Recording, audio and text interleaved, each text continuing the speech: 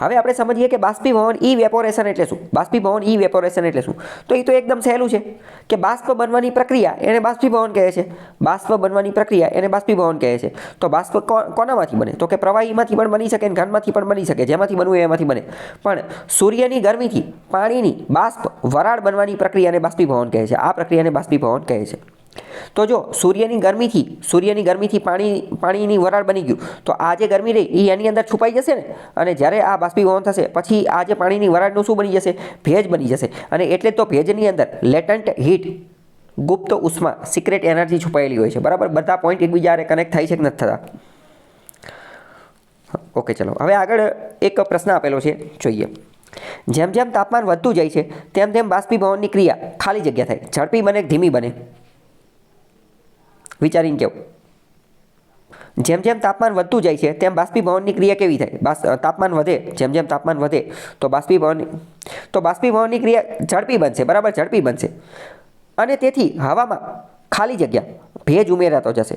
એટલે ભેજનું પ્રમાણ વધશે કે ઘટશે? તો કે વધુ ભેજ જે છે એ જોવા મળશે. બરાબર, સેમ એ જ વસ્તુ નીચે લખેલી છે. બરાબર, જેમ જેમ તાપમાન વધતું જાય તેમ બાષ્પીભવનની ક્રિયા ઝડપી બને છે. તેના કારણે હવામાં વધુ અને વધુ ભેજ ઉમેરાય છે. જ્યાં સુધી હવામાં ભેજ સમાવવાની ક્ષમતા રહેલી છે ત્યાં સુધી હવામાં ભેજ ભળે છે.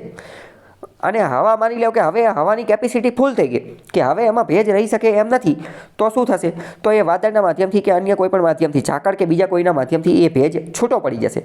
બરાબર, અને જ્યાં સુધી આ થશે ત્યાં સુધી બાષ્પીભવન ચાલુ રહેશે, બાકી બંધ થઈ જશે. ઓકે, ખ્યાલ આવ્યો?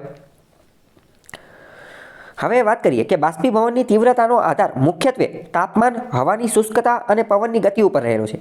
એટલે કે કેટલું બાષ્પીભવન થશે, કેટલી ઝડપથી બાષ્પીભવન થશે, એ કોની ઉપર આધાર રાખે છે? તાપમાન, હવાની શુષ્કતા અને પવનની ગતિ. એ તો આપણે ઓલરેડી સમજી ગયા છીએ કે બાષ્પીભવન થવા માટે પહેલાં તો એક તો પાણી હોવું જરૂરી છે, બીજું તાપમાન હોવું જરૂરી છે, હવા કેટલી શુષ્ક છે એ હોવી જરૂરી છે. માની લો કે હવા ફૂલ ભેજવાળી છે, હવામાં કોઈ હવે જગ્યા જ નથી ભેજ સમાવવાની, તો બાષ્પીભવન થશે જ નહીં ને. બરાબર, અને પવનની ગતિ ઉપર પણ રહેલું છે. તો આ બધા એના પ્રમાણ છે. નીચે ક્વેશ્ચન આપેલો છે, જોઈએ.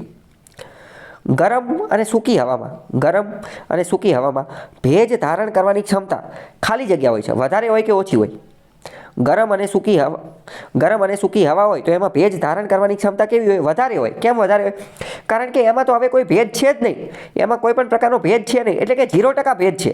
0% ભેજ છે તો હવે એની ક્ષમતા કેટલી છે? તો એ કોઈપણની ક્ષમતા તો 100% હોય ને. કોઈપણની ક્ષમતા કેટલી હોય? 100%. અને અત્યારે એમાં છે કેટલો? 0%. તો હવે ફૂલ પોટેન્શિયલ એનું બાકી છે. પરિણામે તે બાષ્પીભવનની તીવ્રતામાં શું કરે? વધારો કરે, ઘટાડો કરે?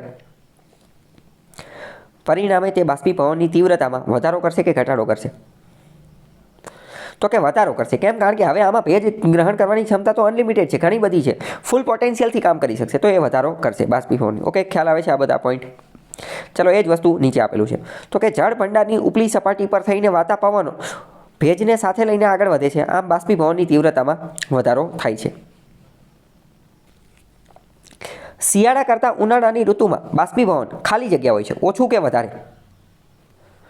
ઉનાળાની ઋતુમાં બાષ્પીભવન વધારે હોય, ફટાફટ થાય. કેમ? કારણ કે તાપમાન, આપણે જોયું કે ભાઈ બાષ્પીભવન એટલે બાષ્પ બનવું, પાણીનું વરાળ બનવું. તો ક્યારે બનશે? ઉનાળો હશે તો જ તો, સૂર્ય તપતો હશે, તાપમાન વધુ હશે ત્યારે જ તે, તો વધારે હશે. બરાબર.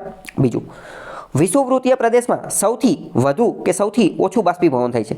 શું વિષુવવૃત્તીય પ્રદેશમાં બાષ્પીભવન કેવું જોવા મળે? તો કે સૌથી વધુ બાષ્પીભવન વિષુવવૃત્તમાં જોવા મળે છે. કેમ? કારણ કે સૂર્યના કિરણો લંબ રૂપે પડે છે, સીધા પડે છે. આપણે આ બધું ઓલરેડી જોઈ ચૂક્યા છીએ. જ્યારે ધ્રુવ પ્રદેશો ઉપર બાષ્પીભવન કેવું થાય છે? સૌથી વધુ કે સૌથી ઓછું?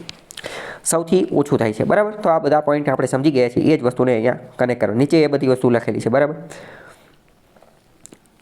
આટલામાં કંઈ ડાઉટ હોય તો પૂછો. આ ભેજનું બધું